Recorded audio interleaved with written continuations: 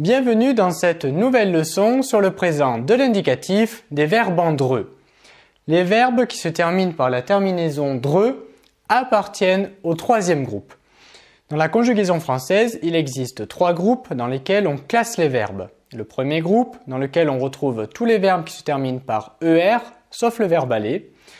Le deuxième groupe, dans lequel on retrouve les verbes qui se terminent par IR et avec qui on peut dire ils sont à la première personne du pluriel, comme le verbe finir, nous finissons. Et enfin, le troisième groupe dans lequel on retrouve tous les autres verbes, c'est-à-dire ceux qui n'appartiennent ni au premier groupe, ni au deuxième groupe. Dans cette leçon, on va étudier les verbes en dreux. On va étudier la conjugaison des verbes en dreux au présent de l'indicatif. La plupart des verbes qui se terminent par la terminaison dreux gardent la lettre D dans la conjugaison. C'est le cas des verbes vendre, mordre et prendre. Mais ce n'est pas le cas de tous les verbes, comme par exemple le verbe peindre. En CE2, tu vas rencontrer le plus fréquemment des verbes en dreux et qui gardent la lettre D. Ce sont donc ces verbes que l'on va étudier en classe de CE2. Les terminaisons des verbes en dreux et qui gardent la lettre D dans la conjugaison vont être les mêmes pour tous ces verbes.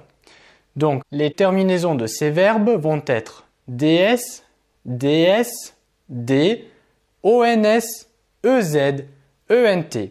Ce sont donc ces terminaisons que l'on va utiliser pour conjuguer les verbes vendre, mordre et prendre. On commence de suite avec le verbe vendre. Donc, je vends DS. Je complète la terminaison. Je vends DS. Tu vends DS. Il, elle, on vend D. Nous vendons ONS. Vous vendez EZ. Et enfin, il au pluriel, elle au pluriel, vendent ENT.